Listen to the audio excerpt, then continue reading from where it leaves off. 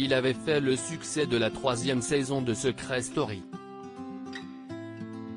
En 2009, avec tous les autres candidats de la Maison des Secrets, François-Xavier y avait fait son entrée dans le seul but d'y trouver la célébrité. Très aimé du public, il y était facilement parvenu, mais en quittant l'aventure, il n'avait jamais réussi à retrouver une vie saine et équilibrée. Un descente aux enfers qui l'a poussé à mettre fin à ses jours en août 2011. Très proche de lui durant toute l'aventure et même en dehors, son suicide est encore très douloureux pour Daniela Martin. Une semaine avant que ça se passe, il a essayé de m'appeler plusieurs fois, et je n'ai pas décroché, a-t-elle confié, toujours remplie de culpabilité, dans Gossip Room.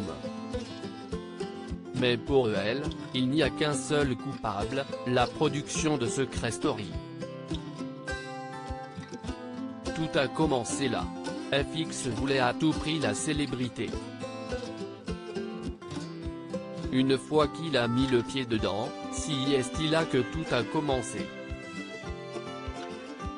Il n'aurait jamais dû mettre un pied dans la télé-réalité. La prod aurait dû le voir, a-t-elle estimé.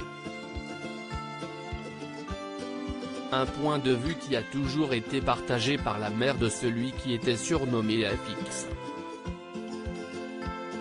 Celle qui est aujourd'hui maman de 2 enfants et qui a tourné le dos à la télé-réalité se souvient des méthodes, qu'elle juge, douteuses, utilisées par la production de l'émission. Pour Daniela Martin, la production de Secret Story n'hésitait pas à manipuler les candidats. Il y avait beaucoup de manipulation. Si est en sortant de la Maison des Secrets qu'elle s'en est rendu compte. Alors qu'elle envoyait des courriers à un candidat qui était toujours à l'intérieur, ce dernier n'a jamais vu la couleur.